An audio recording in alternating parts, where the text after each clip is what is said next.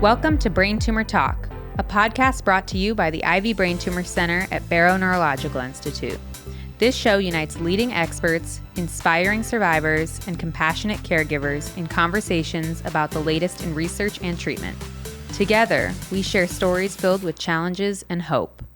I am your host, Michelle Palacino, a member of the Ivy Center team. My deep understanding of brain cancer comes from both my professional insights and personal experience as the daughter of a brain cancer patient. Brain Tumor Talk is your invitation to connect, learn, and find support in this community.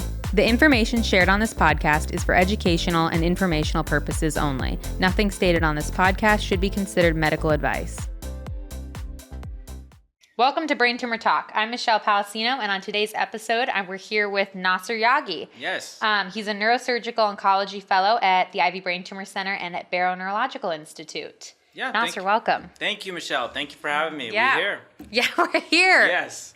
Okay, so as I mentioned, you are a neurosurgical oncology fellow working under Dr. Nasser Yaghi, who is the director of neurosurgical oncology at Barrow, and he's also the director of the Ivy Brain Tumor Center. So Yes. Can we start by describing what is a fellowship? Yeah, so this is a period of time in postgraduate training, which means after you've completed residency. So you're a fully trained neurosurgeon.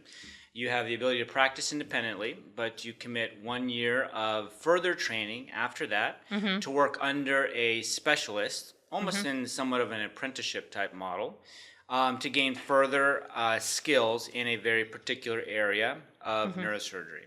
And within the field of neurosurgery, there are multiple fellowships that one can pursue. So they're not required, but if you want to specialize, you can. And so the one that I'm doing with Dr. Sinai is neurosurgical oncology, focusing on intraaxial brain tumor surgery. Now, the other fellowships that you can pursue as a neurosurgeon would be functional neurosurgery, pediatric neurosurgery, spine, complex spine neurosurgery, or cerebrovascular neurosurgery, or endovascular neurosurgery. Yeah. So all of those are fellowships that you can pursue postgraduate for further specialized training in neurosurgery. So it's not required, right? So Correct. Everybody just kind of elects to do it. How did you find the neuroship or the neuro-oncology fellowship? Like, how did you find that? Well, so the process of that, is actually variable based on which fellowship you're going to choose. So in some fellowships, such as the pediatric fellowship, there's a very set process of application, interviews, and then actually a match process, which is very similar to how neurosurgery residency is done. You interview, you get a letter that says that's where you matched. Yeah. Now, the other fellowships, they are less, I'll say, regulated or standardized. And so neurosurgical oncology is one that's a little bit on the newer side within the field. And so really it's kind of, there's certain programs that advertise and say, yes, we have these fellowship, we have a fellowship in neurosurgical oncology. And then you apply directly to them. They'll have different applications, different processes, and different timeline for application and then interviews. So not every program has a neurosurgical oncology fellowship. So it is, a limited number of programs. Probably if I could count roughly just from the experience, maybe about 10 in the country right now, plus or minus. And so you find those and then apply directly to those. And so actually just in particular for this fellowship, I'm Dr. Sinai's inaugural fellow. So this is the first, fellowship that he's had, and I'm his first fellow. And, the way I came across it was actually he posted on Twitter. So did you just send him an email and you were like, hey, I'm interested in this Yeah, neurosurgery? that's it. I mean, that's what he wrote on there. He said, hey, Yeah. If you're interested, look, if you meet these criteria, send me an email if you're interested. And so I did. Yeah. So he wanted an executive summary, kind of like what my goals are and outlook and what the next steps would be for me. And, from that, invited me out for an interview. Wow. Yeah. So this is after 7 years. So at Barrow Neurological Institute, I know that the neurosurgery residency program is 7 years, right? Yes, that's correct. So actually everywhere in the United States, that was going to be my question. Yeah. neurosurgery residency is 7 years now. It's standardized. Yeah. So how does your chief year of your residency and your fellowship differ? Like, what does a day in the life of a neurosurgery fellow look like? Yeah. Well, so I'd say in terms of that first part, what is the difference? You, as a chief resident in neurosurgery, you are still in training. You are working underneath someone directly, and that is kind of the primary neurosurgeon, and that's how it works in all of neurosurgery training. So, in fellowship, you are now a neurosurgeon, and you can operate independently. And so this is the first time that you can take primary call, meaning that you are caring for the patients that come in, and you are the primary surgeon. There's nobody else, there. You are now the primary surgeon. So, I think in terms of the fellowship, it's almost this kind of graduated, level of autonomy that you're now getting. But at the same time, you're still in an infrastructure where you have the guidance from more senior neurosurgeons. And for me in particular, that's Dr. Sinai. Yeah.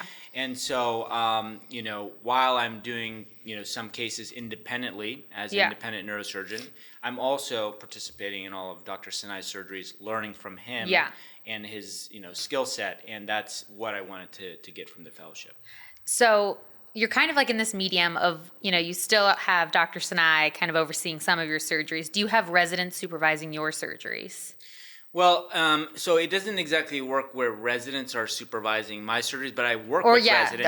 Are they learning from your surgeries? Yes, exactly. So it's kind of, that's also a process that you have to kind of, learn how to handle. So, everyone's got a little bit different style in terms of, how much they're going to be, hands-on and what they will be letting the resident do. Right. And that, is variable based on the person that is the primary surgeon. And so getting, accustomed to that in the fellowship role and kind of, having other people that I'm now teaching how to do the surgery is excellent. And that's, a new aspect in terms of this. Do you enjoy the teaching component of this? I do. Or does it stress you out a little bit? I'll tell you this. I actually thought that I would have been a little bit more stressed out. Just kind of, seeing how I thought I would be in the future, having somebody more junior kind of doing my cases. And,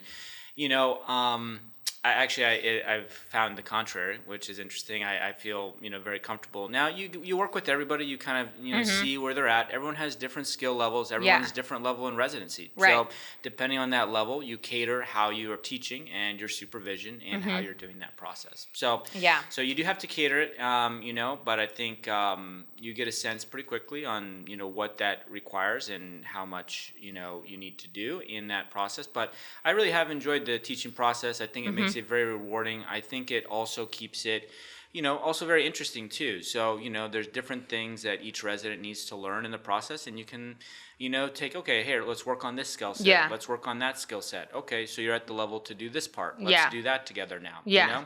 Okay, you're independent in this. Let me just guide you. You're doing great, but hey, look there, look over here, go there. That type of thing. So for the listeners that don't know, Barrow Neurological Institute is a teaching hospital.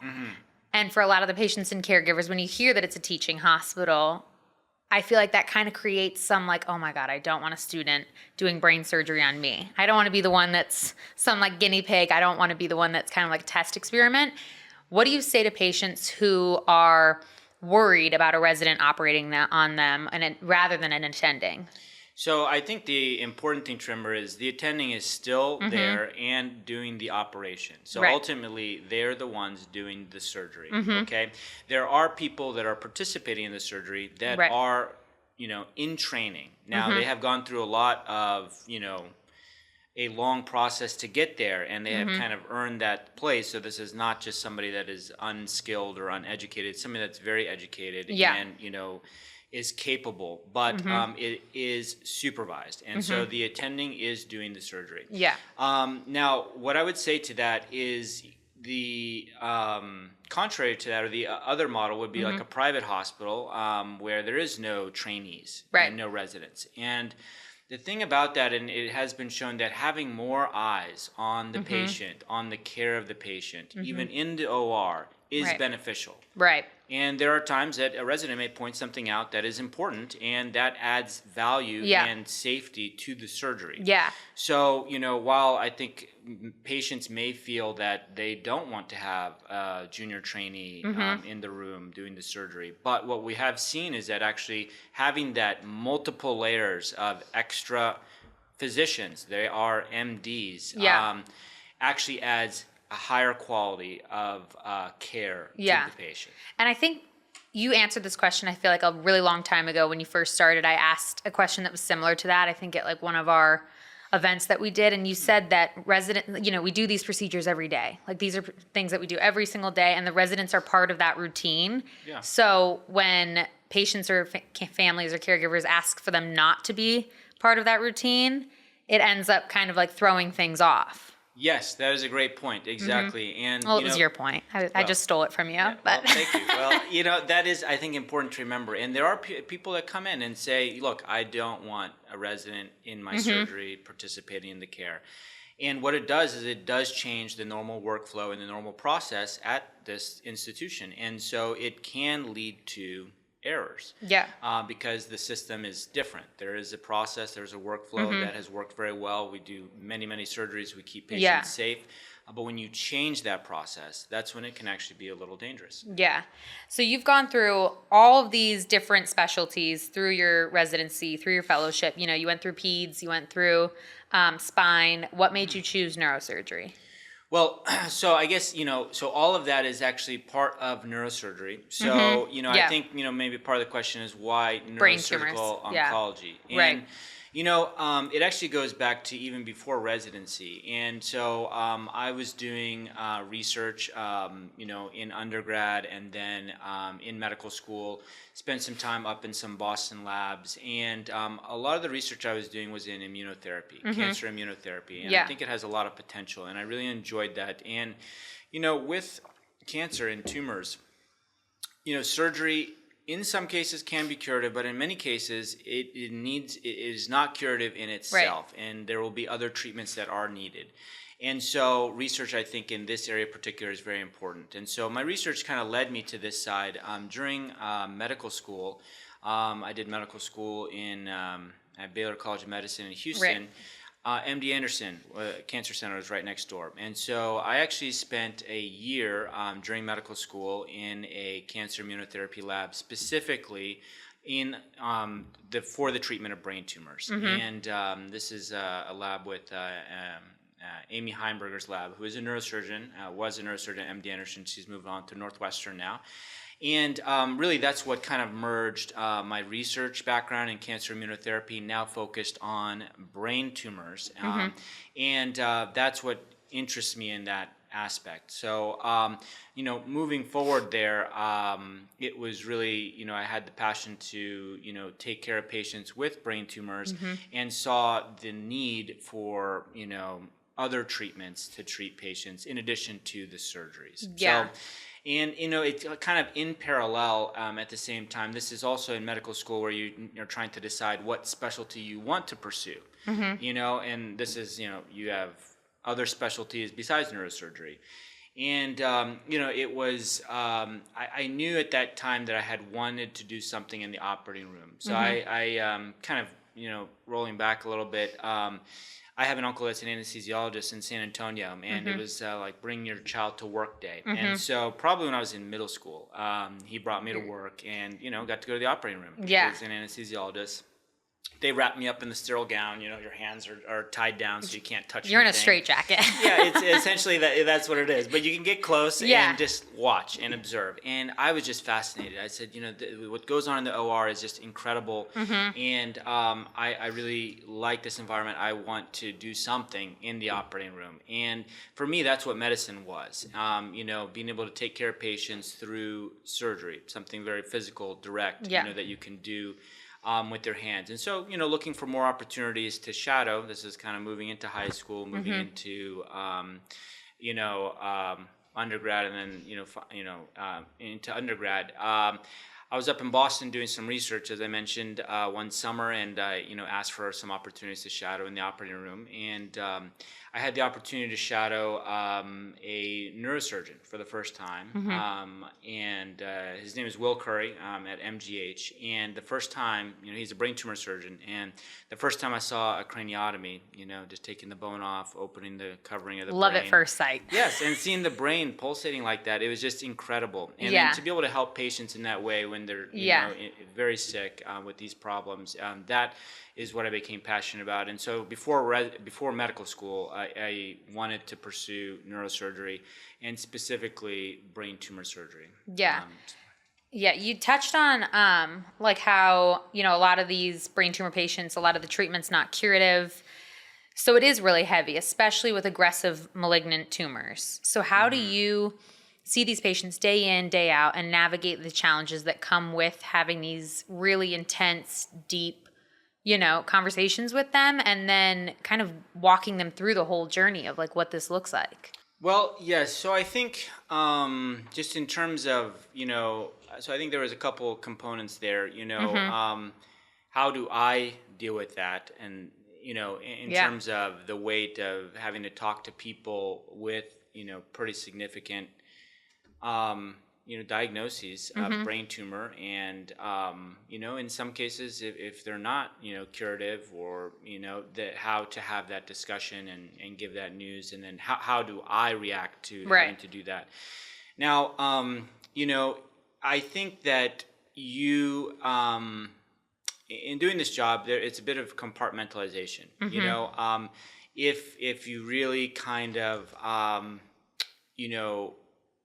got very kind of emotionally invested in that for a long period of time, it can really prevent you from doing the job at hand, which is ultimately taking care of the patient and doing our best to get them better. Right. So there's a bit of compartmentalization there. Now, but when you are there with that patient, you do kind of, take a one-on-one approach with that person to really, understand, kind of where they're coming from, what is their background in terms of understanding of what they have, and then really try to explain it in terms that they can understand. And that's really kind of the main objective in that process of maybe talking about a brain tumor diagnosis for the first time. Yeah. And a lot of times we as neurosurgeons are not the first people to give them this news. They may have been in the ER or another hospital that tells them that they have a brain mass. And they may tell them things about, prognosis or, treatments. And really, I think I see our job is in terms of the new diagnosis is to kind of walk people back off the cliff. Okay. Right. At that point, they may have heard a number of things, looked online, and really it's walk it back, let them know, look, we're here to take care of you and walk you through this process. All right. And we're going to, be with you every step of the way. And that's what we try to do in that process. And it's a stepwise process. There's going to be steps to it, and we walk you through those steps. So before you start talking about, treatments, let's do other treatments. Let's do surgery first. Right. Before we start talking about prognosis, let's actually get some tissue and get a true diagnosis of what this is. Yeah. It can be very, variable based on the molecular markers and genetics of a tumor. And so a lot of that initial conversation is taking a step back, saying, look, I know you probably heard a number of things about this, but we need to take a stepwise approach. Some people will say, look, how much time do I have to live? And really, we take it step by step and walk you through that process. And that's the main goal of what we do. So you can't make a prognosis until you get tissue.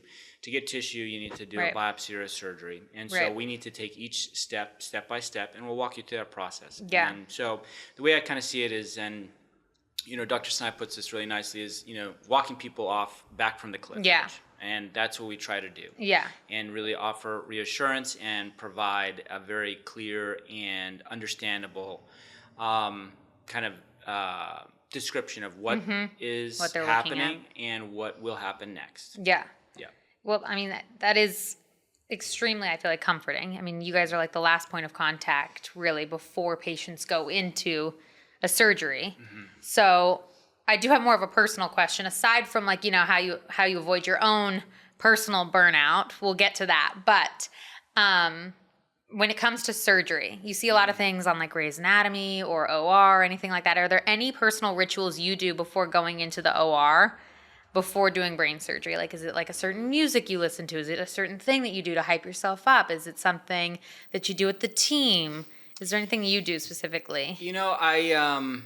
I'll say there's probably like a couple things. I wouldn't say that it's always consistent. There is time. There's certain type of music I like to listen to in the OR, and sometimes you get to choose that, sometimes you don't. Okay. Who else is choosing? I mean, I have multiple questions. What type of music is the question? Yes. And then who else would be choosing? If it's not the surgeon, like, who is it? Great question. Yeah, I know. You would think the surgeon should be choosing it, but sometimes some of the OR staff, circulator or your scrub may have some preferences, and And are they bringing in like a Bluetooth speaker? Well, sometimes, or we have the XM radio here at the Barrow, and so they'll choose their favorite channel, and so it gives you some variety. Yeah. But I do have some preferences when I do get a say.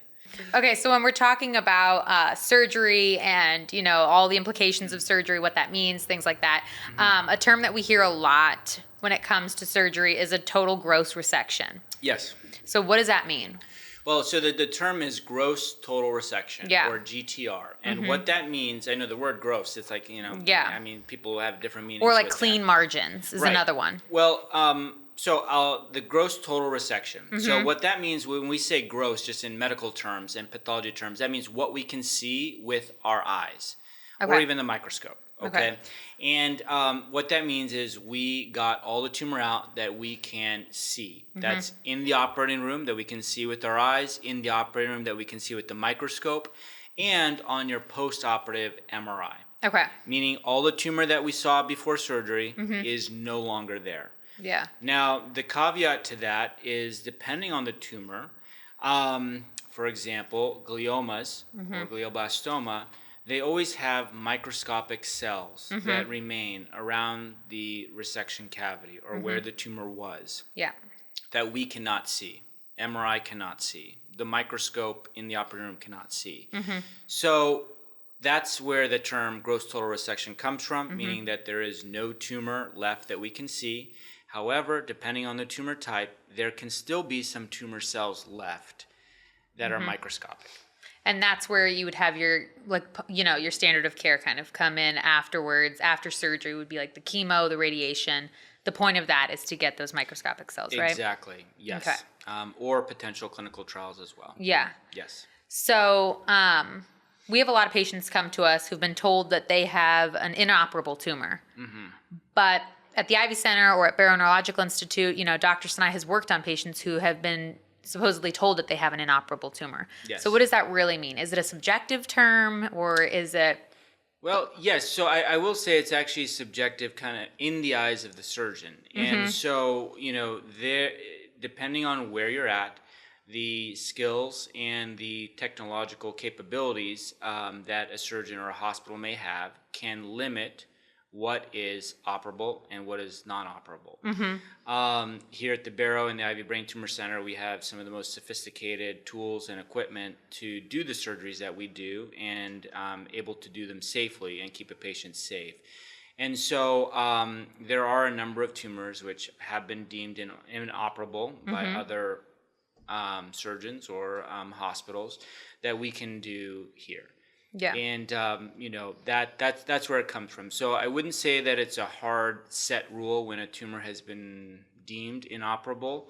It is in the eyes of the surgeon and the capabilities at that institution. Yeah. So, we are renowned for having great surgeons. We're renowned for being able to do these exceptional surgeries. And we know that the standard of care is typically surgery, radiation, temozolomide. But you brought up clinical trials. Yeah. Why would a patient deviate from, the standard of care, this temozolomide that's been FDA approved? Why would they deviate from that? And then I'll have a part 2 of that question about the Ivy Center specifically. Yes. But, well, so in terms of deviate, what I would say is actually additive is what that would be. Not necessarily deviate, but maybe an added value. And the reason being is we know that, with that standard of care, as you've mentioned, this is in regard specifically to glioblastoma, so the grade 4 brain tumors, that it works, but it's not 100% effective. And therefore we need new treatments to improve the recovery and treatment for glioblastoma. That's a known thing. And so what we do here at the Barrow and Ivy Brain Tumor Center is have one of the world's largest repertoire of early phase clinical trials, phase 0 clinical trials as they're called, where we can try new medications that have shown to be effective in early studies and try them for the treatment of your tumor. And we know, at least at the point that we get to with trying these medications, that they have shown some efficacy, but they have not been proven 100% effective yet, but we see that they have a good potential to have a benefit. And so coming here opens that door for patients to try new treatments that have shown promise instead of the standard of care, which we know is not fully effective for this type of brain tumor, given how aggressive it is. So when you're talking to patients and you're having that initial conversation, do you bring up clinical trials right away? Are they overwhelmed? You know, when you first have the majority of your patients, are they overwhelmed with just, oh my God, I have a brain tumor, I can't even think about, anything beyond surgery right now? Or like, how does the flow of conversation go when you're typically having them? I think being at a institution that has clinical trials is a huge value to the patient, given that I think it offers additional hope for a diagnosis that can be pretty severe. And so I try to bring that up early on in the conversation. Yeah. So yes, this is an aggressive tumor, but we do have new treatments that we can offer you here for that tumor. Yeah. And so that is the benefit in being here with us. And so I like to bring that up. And specifically, we do a special type of clinical trial, which is the early phase or phase 0 clinical trials. And so to do that, if you are diagnosed with a aggressive high-grade glioma or glioblastoma, we would give you the medication before surgery. Then we do the surgery, we take the tissue out, do that as we normally would, regardless, and then we analyze that tissue and see if that drug that we gave you is having the intended effect. Is it getting into the tumor tissue? Is it working? And if we see that, then we'll continue that medication because it could have a benefit for your treatment. Now, if it doesn't, that's okay. You don't need it then. And we have other treatments for you. So before surgery, these patients are getting a subtherapeutic dose of this drug. And then they're being, their tumors being analyzed after the resection. How is the patient matched to a drug? So it's based on the specific molecular markers of that tumor. That came from their biopsy? Well, so we do a biopsy now. There are certain trials that we do where based on imaging, if we see that, this tumor is characteristic of a certain type, high-grade glioma or glioblastoma, we can also enroll you in that trial. Or we will do a small needle biopsy to get some tissue, analyze that tissue, and look at its specific molecular markers, and then we can, find a potential new medication that can treat that specific type of tumor. Okay, so, you've kind of touched on how you've trained under a lot of renowned surgeons. We talked about, obviously, you're training under Dr. Nader Sinai. You've worked with surgeons like Dr. Nate Sheldon. How has their mentorship influenced your path in neurosurgical oncology?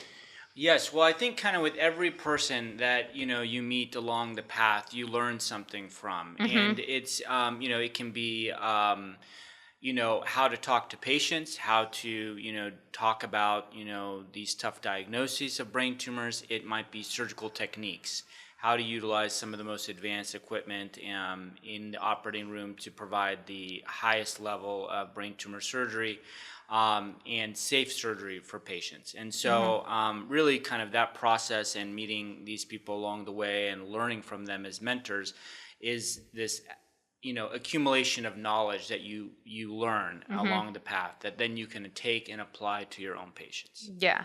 Well, you're obviously very knowledgeable and you've seen a lot of these patients come through. So what kind of advice would you give a patient or caregiver who's just starting this journey? They've just been newly diagnosed, let's say with a glioblastoma. What would you say to them? The biggest thing that I try to impart to our patients, especially with the new diagnosis, is to look at this journey as this is a marathon, not a sprint. Okay? and it's a marathon. And so we're going to be there with you the entire way. We're going to walk you through that. We're going to take it step by step, okay? And we'll walk you through that as you go on this journey. But it will not be short, okay? But it will be a marathon, but we'll be there with you. Okay, and then on the flip side of that coin, you have a unique perspective. What would you give to neurosurgery residents who are just starting on this journey? Well, so I think, the main thing to recognize in neurosurgery, and, specifically for your question, once you've gotten to neurosurgery, is, it's a long road. Mm-hmm. Okay, it's 7 years. It's a marathon. It's another marathon. It's another marathon, exactly. And that's very true. It is, absolutely. And that's what it is. And so, I think the people that start neurosurgery residency and they just want to be done and finished, that's not the right mindset. Yeah. You need to take it as a journey, as a marathon, and take it day by day. And that's really how you'll be able to, accomplish the training, because it is long and it is challenging. And so if you start at day one and look at, 7 years from now, it's going to be daunting. And, I think people that look at it that way may not continue or finish. Yeah. Exactly. Yeah. But if you take it, look, I'm here for the journey. I'm going to enjoy every step of what I have to do. There's going to be some days that are going to be really hard. There's going to be other days that are easier. It's going to ebb. It's going to flow, and just recognize that, take it step by step, day by day. You're going to get there. Yeah. But that's the main thing. It is very much a marathon. And so you can't really look at the whole path. You have to just take it with each step. And I think try to enjoy each of those steps. Some of them are harder than others, but take what you can from each step, learn what you can, apply it to the next step. Yeah. And that's the best way to approach neurosurgery residency. Yeah, that's great advice. So one thing we always end these podcasts on is, so you've given advice to patients and caregivers, you've given advice to future neurosurgeons, potential future neurosurgeons, but what advice would you give to your younger self? My younger self. That's a good one. I would say that it's a marathon. I would say enjoy the journey. Yeah. And that's what it has been for me. And I think that is what has made it fun and enjoyable. Just seeing it as a journey. I never got into this just trying to be done. Yeah. It wasn't about that. You know, it was about enjoying each step of the process, treating each patient that you come across in the best way possible, and do your best job for each person. And that's what's rewarding about this path. And that's what I'm grateful to be able to do what we do. It's a small, group of people that have the, that have the opportunity and the privilege to do what we get to do. And I recognize that. And for that, I'm grateful every day to be able to do this. Yeah. Well, thank you so much, Dr. Yaghi, and thank you to all of our listeners for tuning in to Brain Tumor Talk. Thank you. Thank you, Michelle. We hope this episode has informed and inspired you. Subscribe to Brain Tumor Talk so you don't miss another episode, and please consider leaving us a review to help others in the brain tumor community find us.